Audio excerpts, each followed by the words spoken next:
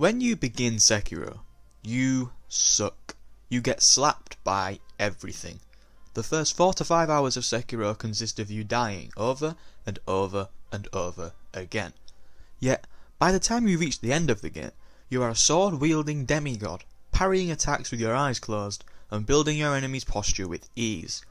But where exactly does this change happen? At what point do you stop getting slapped and become the one doing the slapping? Join me as we explore Sekiro, the art of the little victory. Most games will ultimately suffer without a coherent progression system. The player has to feel like they are constantly growing and always have an end goal or something to chase. This is even more imperative for a game such as Sekiro, as the crushing difficulty and steep learning curve could quite easily scare off players if they didn't feel like they were getting closer to reaching their objective. I have no shame in admitting that during the Lady Butterfly fight, I considered cutting my losses and just leaving. Now, I am the proud owner of the Platinum Trophy. Did I go into the Lady Butterfly fight underleveled and underprepared? Perhaps. But I know that I could go back to the Lady Butterfly fight right now and beat her on my first attempt, even though she killed me at least 20 times on my first run. When did I get good? You see, the beauty of Sekiro is that I cannot give you a definitive answer. The best way to explain this further is through the boss fights.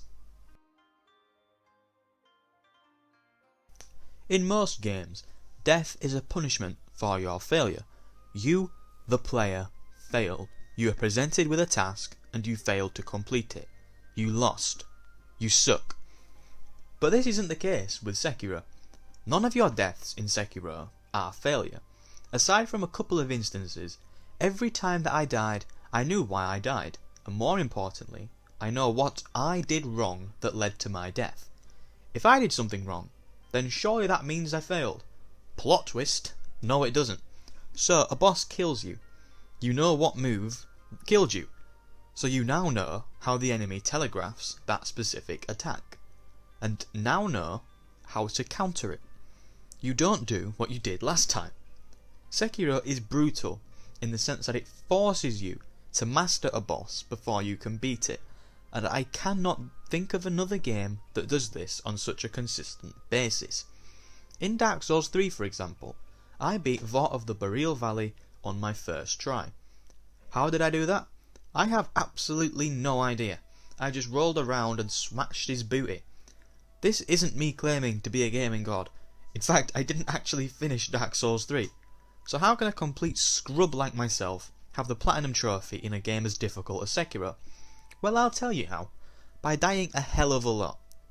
Owl Father, I died at least 40 times. Ishin Ashina, at least 30. Guardian Ape, probably 15. Genichiro, probably around 15 as well. You see those numbers? Big numbers. On my second playthrough, I beat every boss other than Owl on my first attempt. This is because in order for me to progress past the boss, I had to learn every single move that they had. I had to learn to spot the tells, and react fast enough to apply the correct counter. I never finished a boss fight and thought, I just squeezed through that. I knew whenever I defeated a boss that I had earned it, and knew I would beat them again at the first time of asking. Why is this so important? Well, after every boss encounter, I knew that I was better at the game than when I started. There was no up and down in my ability during this game. When I beat True Corrupted Monk, I was a better player than when I beat the Guardian Ape.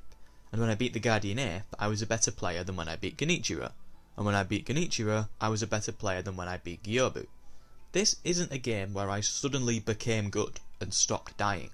It's a game where I steadily got better and mastered each mechanic one by one, which brings me onto my next point.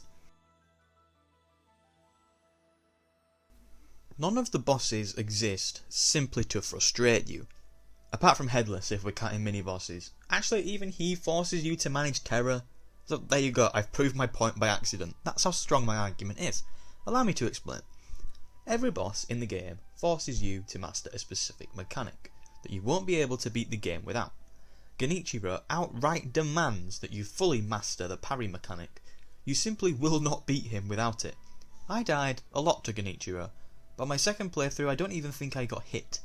Through the process of dying to each of his moves one by one, I knew when to parry, when to attack, when to Mikiri, and when to Goomba Stomp, when to Lightning Direct, etc, etc. All those things you learnt from Genichiro are needed in order to beat the game. If you can't figure out how to tell the difference between a thrust and a sweep, you will struggle to beat this game. Next, Guardian Ape. He teaches you how to contain beast-like enemies. His attacks are erratic and inconsistent. But you know what is consistent? That firecrackers will stun beast enemies. His first phase is much harder than his second. But why is that? He suddenly has a sword. That means you can parry him, and we have mastered the parry mechanic because we beat Genichiro. The folding screen monkeys teach you to... The headless ape fight with his wife teaches you how to beat more than one enemy, as you'll realise that next up is the Mibu village, I'm sorry, and it's jam-packed with enemies. The villagers attack in groups, the Nightjar ninjas attack in twos, then the Fountainhead Palace. The Akami are always in groups as well. If you can't fight more than one enemy at once, you will not be able to take out the enemies in these areas, so this fight, even though it's my least favourite boss fight in the game, does make you learn how to do this. Both owl fights teach you how to be patient, as if you go for an attack too many, he will counter you and you will die. He also throws shurikens, if you increase the distance between you, so you learn how to dodge these and even use those attacks to your advantage, as it is a good chance to get some hits in. There's your Big Ben tip for the day. This slips into the mini-bosses as well. Snake Eyes teaches you how to effectively use the umbrella and how to reflect damage back at them, a tactic I actually used in phase 2 of the Sword Saint Ishin fight. The Chained Ogre, sorry for any flashbacks I may have just given you, teaches you that fire attacks damage red-eyed enemies, and the aforementioned Headless teaches you how to manage terror, or more accurately, teaches you how to restrain yourself from throwing your controller out of the window. Screw that guy! Okay, now I'm just going to calm down a little bit to summarise my point. Each boss manages to teach you something new, that you'll need to know later on. Sure, the game could have easily put up a little message before the Genichiro fight saying make sure to parry in Mikiri, and before the Snake Eyes battle saying use the umbrella, but that defeats the purpose, which brings me onto my final point. When a game is able to tell a story through its combat, is when it becomes clear that the developers know what they're doing. Sekiro is the journey of the wolf, as he rises from being a washed up shinobi in the bottom of a well, without the will to live, into a legendary fighter as he aims to sever the immortality that binds him to this world. Not only do you slowly get better at the game, the wolf gradually relearns his combat abilities and regains his strength. This is shown in the 3 Genichiro fights, as in the first fight he fumbles his sword when unsheathing it, in the second fight he slowly unsheathes it, before the third fight where he confidently slips it out with ease. Not only do you watch the wolf become his own legend and get better at combat, you feel yourself mastering the game in a way that I simply have never experienced before, and don't think I'll ever feel again. And the reason for this is ultimately because Sekiro, Shadows Die Twice, has mastered the art of the little victory. Hi guys, sorry that this video was a little longer than my usual videos, but I just had a lot to say about Sekiro, as it's my favourite game that I've played since I started the channel.